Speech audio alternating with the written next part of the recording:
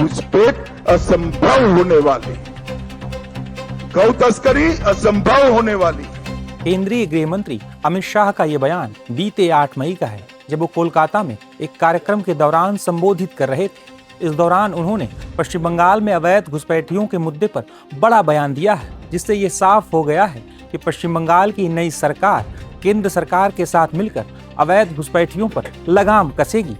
दरअसल पश्चिम बंगाल में बीते कई वर्षों से अवैध घुसपैठ एक बड़ा मुद्दा रहा है। विधानसभा चुनाव के दौरान भी बीजेपी ने अवैध घुसपैठ के मुद्दे पर ममता सरकार पर तीखा हमला बोला था।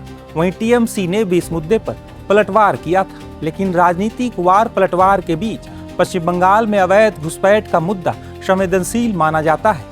दरअसल भारत और बांग्लादेश के बीच करीब 4000 किलोमीटर लंबी सीमा है, जो दुनिया की सबसे बड़ी अंतर्राष्ट्रीय सीमाओं में से एक मानी जाती है। ये सीमा पश्चिम बंगाल, असम, त्रिपुरा, मेघालय और मिजोरम जैसे राज्यों से होकर गुजरती है। पश्चिम बंगाल के कई जिले बांग्लादेश बॉर्डर से सटे हुए हैं। कई स्थानों पर यह सीमा नदी, खेत, जंगल और गांवों के बीच से निकलती है, जिससे इसकी निगरानी कठिन हो जाती है। इसी कारण वर्षों से अवैध घुसपैठ का मुद्दा चर्चा का विषय रहा है। बांग्लादेश की तरफ से बड़ी संख्या में पश्चिम बंगाल, असम और त्रिपुरा में अवैध घुसपैठ होती रही है।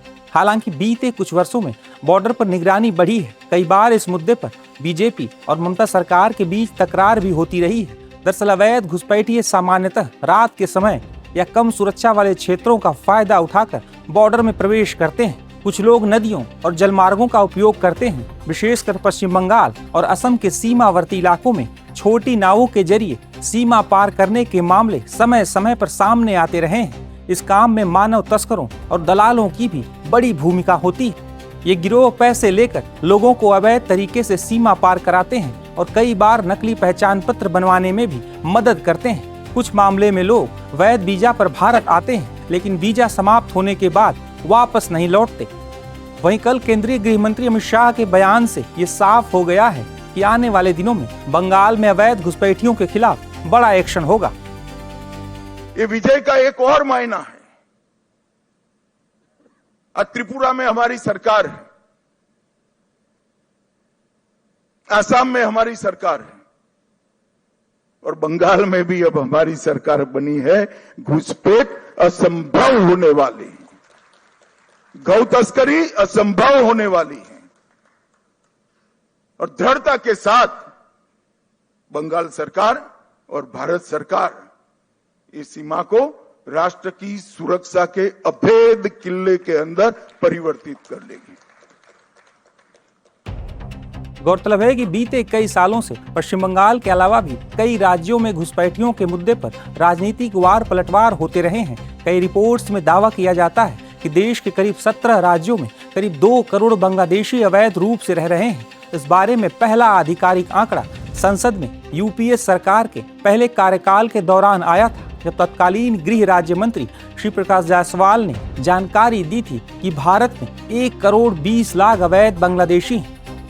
हालांकि बाद में उन्होंने इस आंकड़े के सोर्स को गलत बताते हुए अपने बयान को वापस ले लिया था। वहीं साल 2016 में मोदी सरकार की तरफ से भी बांग्लादेशी घुसपैठियों को लेकर जानकारी दी गई थी। उस वक्त केंद्रीय मंत्री किरेन रिजिजू ने बताया था कि भारत में करीब 2 करोड़ अवैध बांग्लादेशी रह रहे हैं।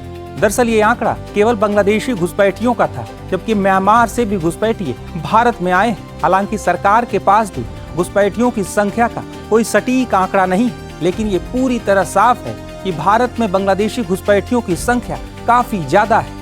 अगर राज्यों की बात करें तो सबसे अधिक घुसपैठिए पश्चिम बंगाल में होने के दावे किए जाते हैं, जो बिना किसी वैध दस्तावेज के बंगाल के अलग अलग जिलों में रह रहे हैं। बंगाल में अवैध बांग्लादेशियों की संख्या 50 लाख से भी अधिक बताई जाती है। वहीं दूसरे नंबर पर असम है, जहां घुसपैठियों की संख्या भी बंगाल से थोड़ी कम आंकी जाती है।